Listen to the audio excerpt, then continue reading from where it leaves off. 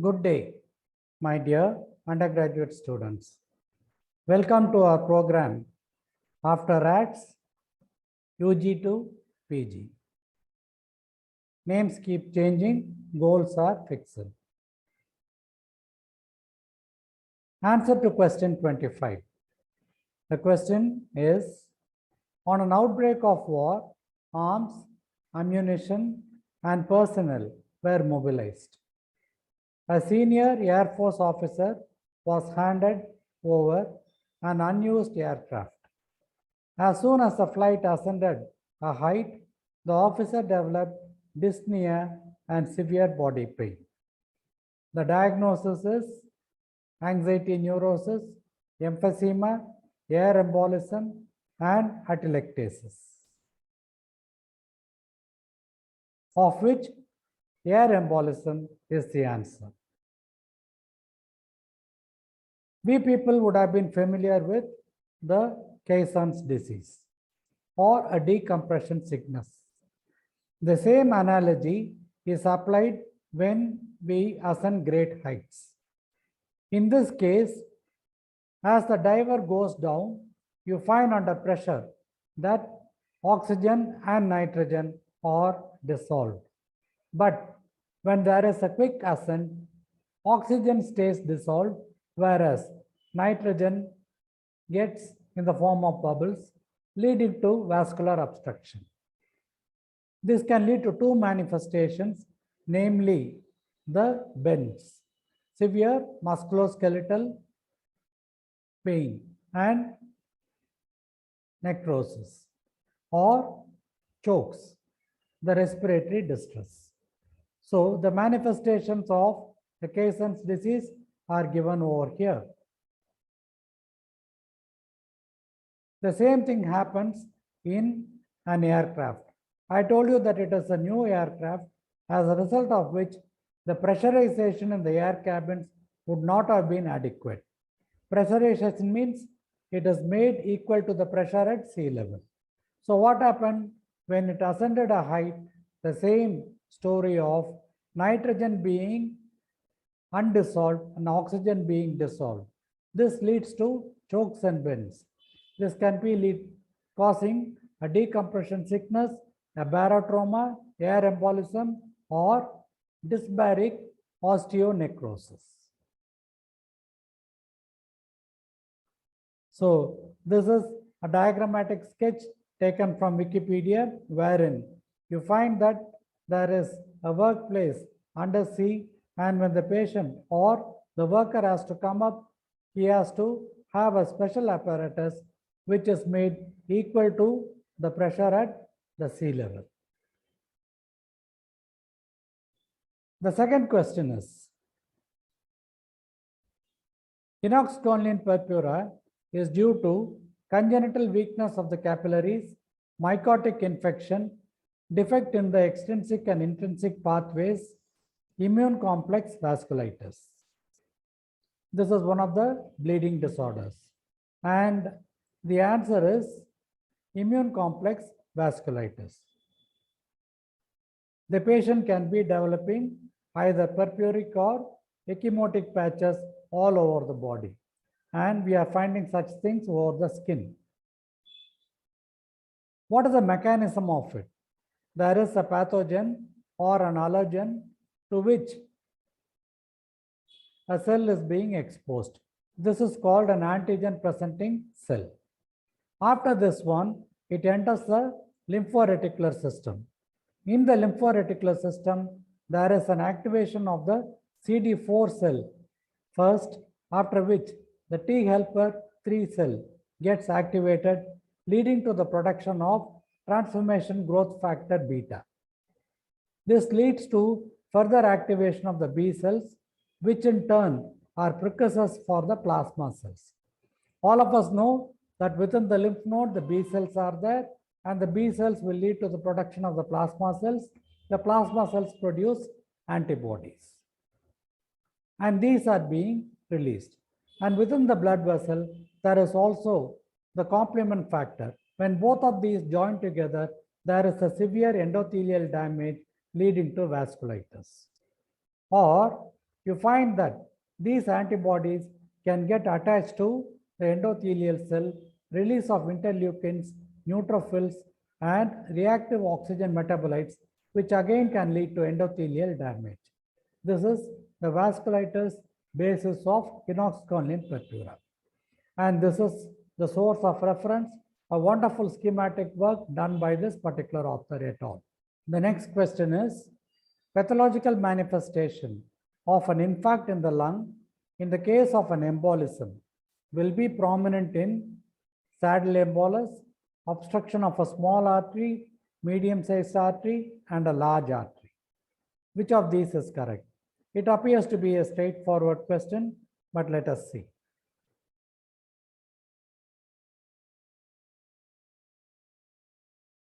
The answer is obstruction of a smaller artery. Now, when there is an obstruction of a saddle embolus, through a saddle embolus, you find it is severe and there is a sudden death. Therefore, there will be no manifestation of an infarct.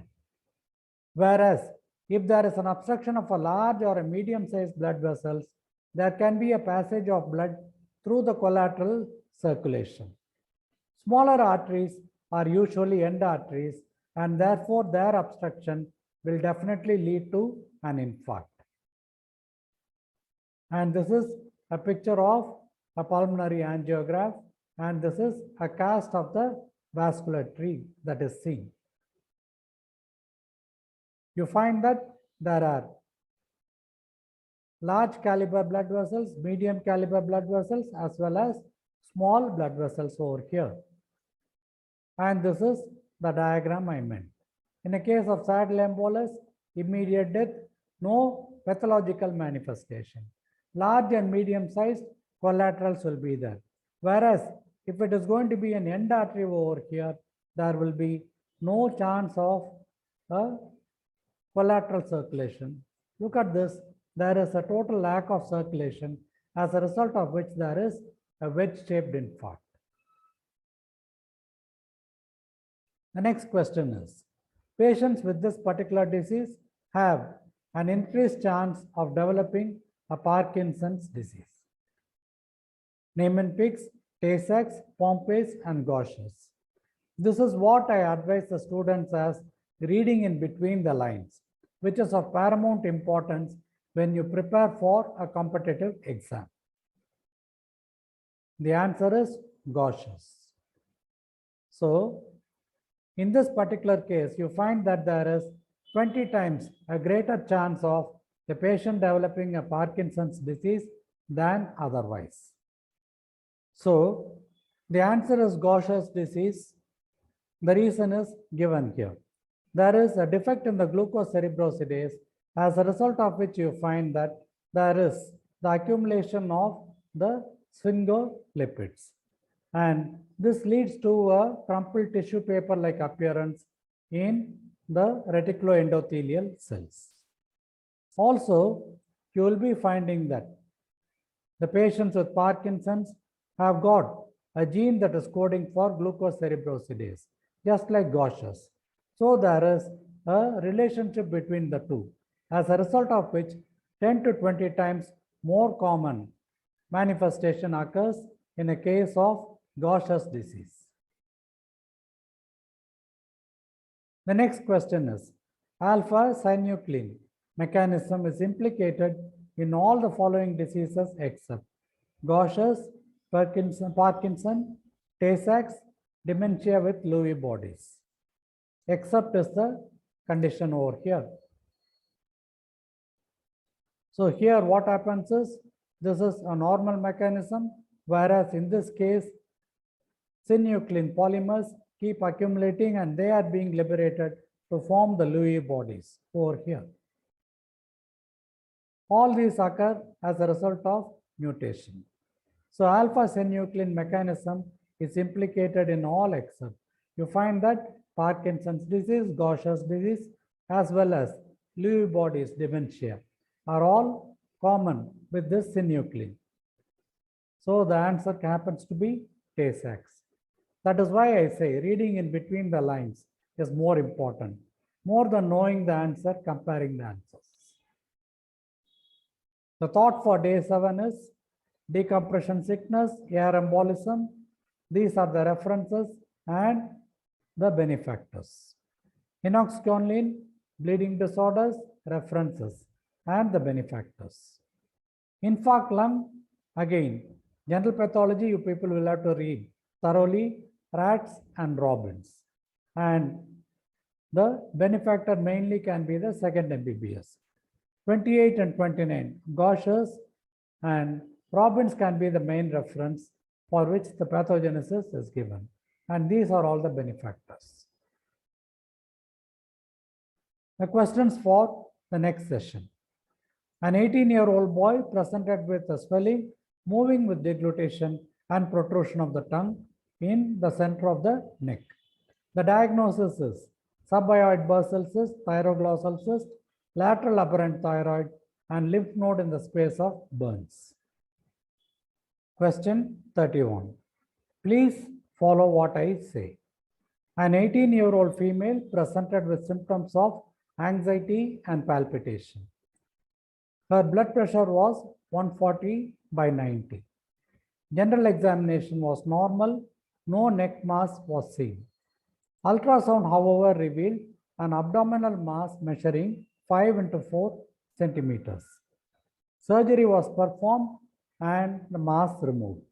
The specimen sent for HPE. This is the gross and the microscopic picture. The diagnosis is pheochromocytoma, struma ovariae, carcinoid tumor, chronic pyelonephritis. So that is the question. The next question is, a 6-year-old boy presented with recurrent leg ulcers and mild failure to thrive was also noted. His hemogram revealed hemoglobin 7 grams, MCV 70 femtoliters, bilirubin 2 milligrams per deciliter, and reticulocyte count 8.5%. The probable diagnosis is beta thalassemia, venous atresia, larva migrans, hereditary spherocytosis. Question 33. All are chemical mediators for increased vascular permeability except vasoactive amines, C5b29, prostaglandins, leukotriene C4, D4, E4. We have come to the end of the questions. Analysis is the critical starting point of strategic thinking. To be continued on day 8.